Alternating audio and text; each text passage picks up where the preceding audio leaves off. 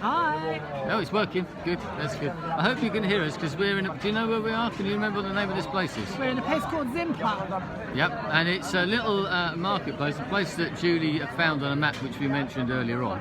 And we came here first thing today, and it's a bonkers place. I don't know if you can see. You probably can't make it out, but it sort of goes up there, and it's just.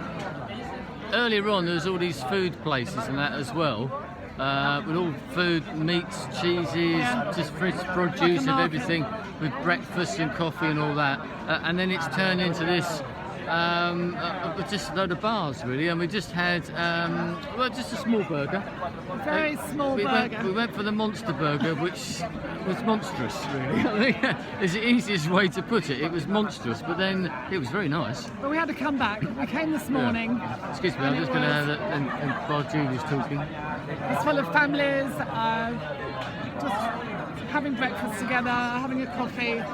Such a great vibe, and we noticed that they play music in the evenings, and it's a really hip area, this area of Berlin. It's named after... Berlin? Budapest. Berlin. I've had half a pint. This is Julie's glass, by the way. It's not.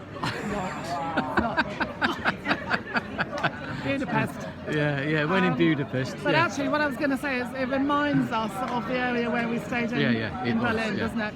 It's got a very chilled vibe. And this is actually the Jewish quarter, as you said. And there's another decent market. The whole area's got a decent vibe to it. So we've had apart from coming here, we decided we need to come back. But we wandered around, just sort of getting lost because we have a couple of rules. One of them is, well, I've got one rule that I try not to eat in a restaurant that has pictures of its food outside. And one thing that we try to do, not sort of mean to get lost, but we try not to take the same road twice type of thing. It's like, well, let's go try that road today. Might be going in the same direction, and it's amazing what you can find by doing that sort of thing. So we've done a bit of that today. But this afternoon we had an appointment at the Gellert Baths, which are like a spa baths. There are several of them here in Budapest.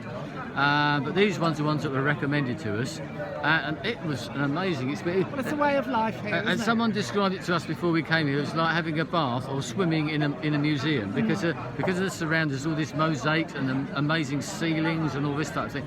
There are several rooms to it. There are thermal baths which I think are fed by springs because one of the pools is 36 degrees, one's 40 degrees. Then there's an outdoor swimming pool which is 26 degrees. Then there's another outdoor thermal pool. There's a proper swimming pool inside as well. And saunas, a steam room where you couldn't even see it across the room. Saunas, massages if you want, all that sort of stuff. And we spent 2.5 hours just wallowing, basically. It's lovely, just the perfect time when you've been walking all holiday. But it's what the locals do.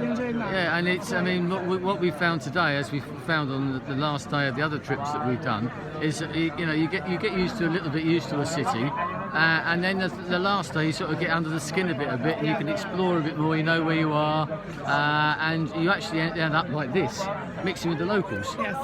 It's coming exactly where the locals are, and those baths are like that. They are a communal experience. Yeah. Old, the young, hardly any children, which from my point of view in that respect was good because there's nothing to do because people are just chilling.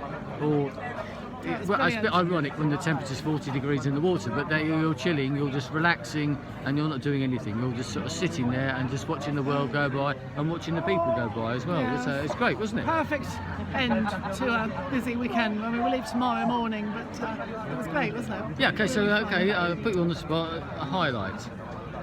Highlight? Oh. Here. Yeah. I mean, I think before we found this place, because it's very hard. I can't show it. It's just absolutely bonkers. The decoration and that is just mind blowing. But the trip on the Danube last night on the boat, not necessarily the cruise itself, but just seeing experiencing it being on the river and just seeing the city at night because it does look amazing at night. But yes, this is good. Yeah, it's a good city, isn't it? It's a nice city. Yeah, we've had fun. It's a very historic city. Obviously, I mean, we mentioned earlier on about the Second World War, the Jewish, all that, but the history of it and before that, Once again, you learn a bit about the history of all these different places when you come to them, which is great because you get under the skin of them in that way. And as I said earlier on, they all sort of start to slot together in their own sort of way. And once again, this is the 5th, I think, European city we've been to, the 5th country we've been to, and we're amazed at just how great the people are, and how convivial and how nice the people are. You know, and you notice it when you go home that people are quite the same in lots of ways. Anyway, maybe we should end it there. I think we should. Before, I think we should. Otherwise, they might not let us back in the country. This is the only time you'll ever see me with a bottle. We can't remember what that word for cheers is because it's too long. So anyway, skål, salud, prost, whatever it is. Goodbye from Budapest. See you again. Oh, who knows where next time. Ciao.